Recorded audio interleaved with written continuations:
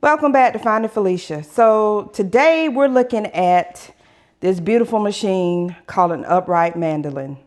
It's by Pampered Chef,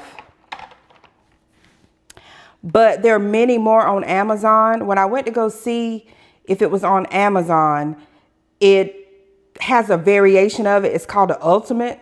It's got a lot more parts than I have. So feel free. I will link that in the description as well as some other ones that I've used in the past. But the main thing is you need to know that this Pampered Chef, this upright mandolin is the best route to use when it comes to chopping your vegetables. Quick story, real story.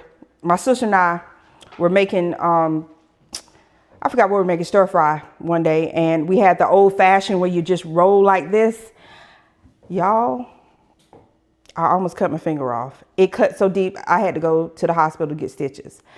And since then, I said, never again will I use one of those plain mandolins that you roll back and forth. When I discovered the upright mandolin, game changer. Makes your life so much easier. It makes cooking faster. And more importantly, it saves your fingers.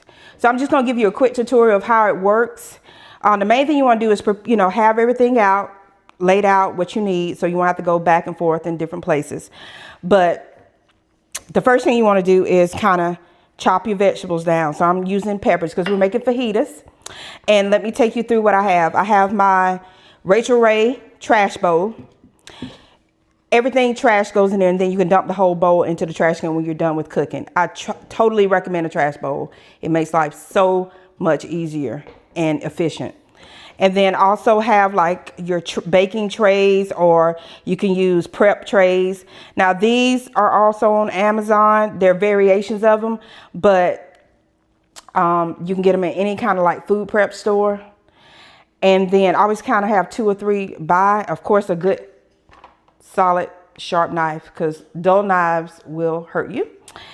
And then I've got my mandolin. Now this piece technically goes in here to catch the food, but sometimes I'm a chopping away and things start flying.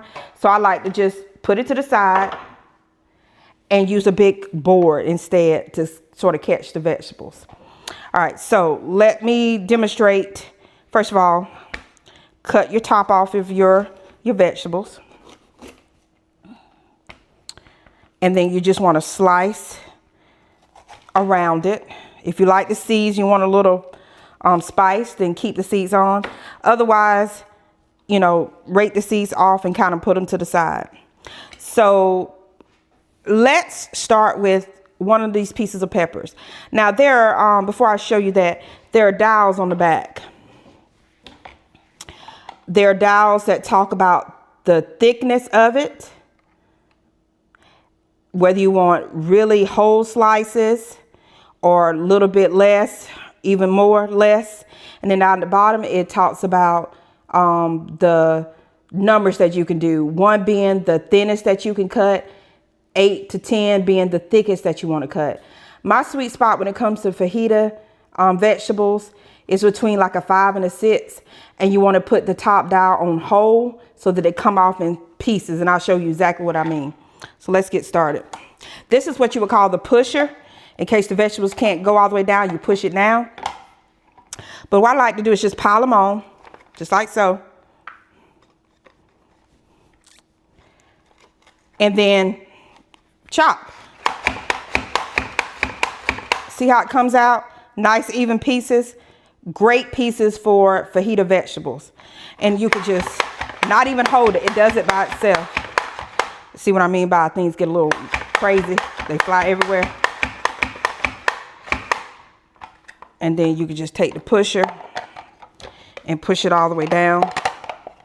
Sometimes I forget because it takes a while to kind of, push it down. And it just goes. If you don't like what the size, then you can just adjust the manual. To me, I think this is a great size for fajita vegetables. You don't want them too thick because it takes so long to cook. You don't want them too thin because then they shrivel up. So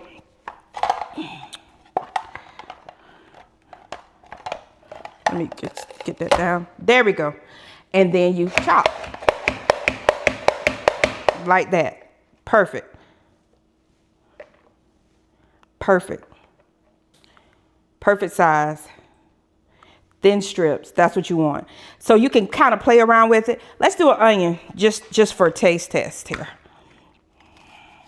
So cut the onion up in little spots. And let's see what the onion looks like. Where's my pusher? What did I do with my pusher? So let's try some onions. I kind of fiddle with the dial a little bit and I put it on the whole button where it's kind of solid. And then down here, I put it on number 8 to give me like a thicker cut. So let's see what that looks like. Oh yeah, we're cooking with gas now. Look at this. Perfectly ribbon slices that would be great for fajitas.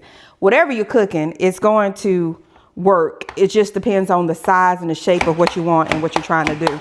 So I thoroughly recommend an upright mandolin. I have Pampered Chef. They're all kind of similar.